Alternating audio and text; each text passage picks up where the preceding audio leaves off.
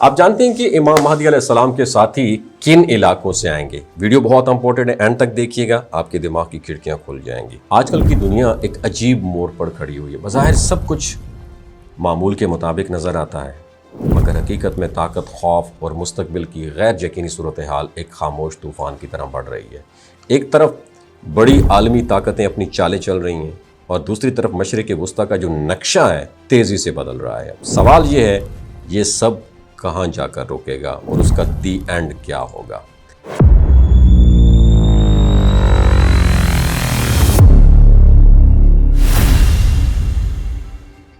ایران بار بار دنیا کے سامنے یہ اعلان کر رہا ہے کہ وہ اپنی ایٹمی صلاحیت حاصل کرنے کے لیے بڑا پرعزم ہے اور اس مقصد سے کسی دباؤ کے تحت پیچھے نہیں ہٹے گا۔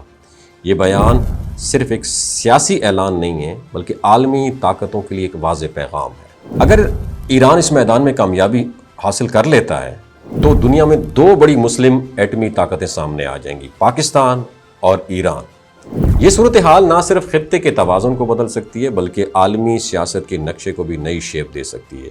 یہاں ایک اور حقیقت یہ بھی سامنے آتی ہے کہ طاقت صرف ہتھیاروں سے نہیں ناپی جاتی۔ فوجی تربیت، ڈسپلن اور عملی تجربہ یہ وہ ایلیمنٹ ہیں جو کسی بھی فوج کو حقیقی معنوں میں مضبوط بنا دیتے ہیں۔ تو اسی تناظر میں پاکستان کی فوج کو دنیا کی منظم اور پیشہ ور افواج میں شمار کیا جاتا ہے۔ اس نے نہ صرف اپنی سرحدوں کا ڈیفنس کیا بلکہ دہشت گردی کے خلاف جنگ میں بھی بے شمار قربانیاں دی۔ لیکن کہانی یہاں ختم نہیں ہوتی ہے۔ اس پورے منظرنامے کا ایک ایسا پہلو بھی ہے جو اسے مزید پراسرار بنا دیتا ہے۔ کچھ لوگ ان حالات کو صرف سیاسی یا طاقت کی کشمکش نہیں سمجھتے بلکہ اسے آخری زمانے کی نشانیوں کے ساتھ بھی جوڑتے ہیں۔ اسلامی روایات میں ذکر ملتا ہے کہ مشرق کی طرف سے سیاہ جھنڈے اٹھیں گے جو ایک بہت بڑے مقصد کے لیے آگے موو کریں گے، اور یہ الفاظ صدیوں سے لوگوں کے ذہنوں میں سوالات پیدا کرتے آئے ہیں۔ کیا یہ صرف ایک مثال ہے یا واقعی اس کا تعلق کسی حقیقی طاقت سے ہو سکتا ہے؟ کچھ علماء کا یہ بھی کہنا ہے کہ اس کا تعلق مشرقی علاقوں کے مسلمانوں سے ہو سکتا ہے۔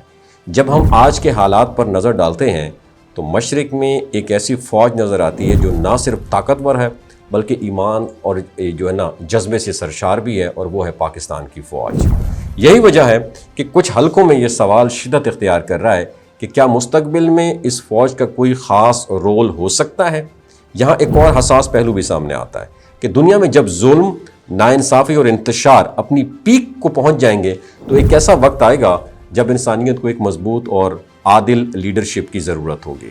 اسلامی عقیدے کے مطابق یہی وہ وقت ہوگا جب امام مہدی علیہ السلام کا ظہور ہوگا، جو دنیا میں انصاف کا سسٹم قائم کریں گے، اور یہی مشرق سے اٹھنے والے کالے جھنڈے کی فوج امام مہدی علیہ السلام کا ساتھ دے گی۔ تو یہ تصور صرف عقیدہ نہیں، امید کی کرن ہے، کیونکہ بہت سارے لوگ یہ یقین رکھتے ہیں کہ جب وہ وقت آئے گا تو دنیا بھر کے مسلمان ان کو ہیلپ آؤٹ کریں گے۔ اور اسی پرسپیکٹو میں بعض آراء یہ بھی سامنے آتی ہیں کہ پاکستان اپنی فوجی طاقت، ڈسپلن اور اسلامی شناخت کی وجہ سے اس سٹرگل میں بہت امپورٹنٹ رول پلے کر سکتا ہے۔ لیکن یہاں ایک اہمیت کو سمجھنا ضروری ہے کہ یہ سب خیالات، اندازے اور امیدیں ہیں۔ کوئی بھی انسان یقین کے ساتھ یہ کلیم نہیں کر سکتا کہ مستقبل میں کیا ہوگا۔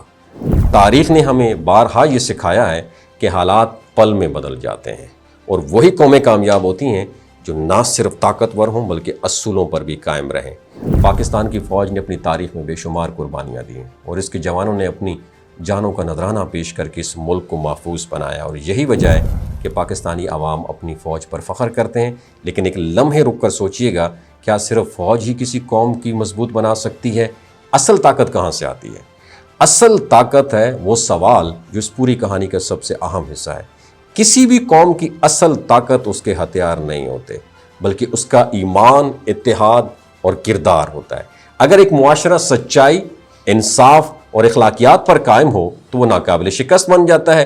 اگر لوگوں کے دل مضبوط ہوں تو سرحدیں خود بخود مضبوط ہو جاتی ہیں۔ اگر نیتیں صاف ہوں تو اللہ کی مدد شامل حال ہو جاتی ہے، اور یہی وہ سبق ہے جو ہمارے پاکستان کے لیڈران کو سمجھنا ہوگا۔ اگر ہم اکثر بڑی طاقتوں، جنگوں اور پریڈکشن کی بات کرتے ہیں نا، مگر اپنی ذاتی زندگیوں کو بھول جاتے ہیں۔ ہم یہ نہیں سوچتے کہ ایک مضبوط قوم بننے کے لیے ہر فرد کا مضبوط ہونا ضروری ہے۔ نماز کی پابندی، قرآن کو سمجھنا، سچ بولنا، عدل انصاف کرنا، یہ وہ بنیادیں ہیں جو کسی بھی قوم کو عظیم بنا دیتی ہیں۔ اگر ہم واقعی ایک مضبوط مستقبل بنانا چاہتے ہیں تو ہمیں اپنی اصلاح سے آغاز کرنا ہوگا، کیونکہ تاریخ گواہ ہے وہی قومیں دنیا پر امپیکٹ ڈالتی ہیں جو اندر سے مضبوط ہوں۔ اور آخر میں ایک سوال توڑے واسطے تے ساڑے واسطے، اگر کل واقعی دنیا ایک بہت بڑے امتحان سے گزری تو کیا ہم تیار ہوں گے یا ہم صرف کراؤڈ تماشائی بن کے رہ جائیں گے؟ فیصلہ ہمارے ہاتھ پہ ہے۔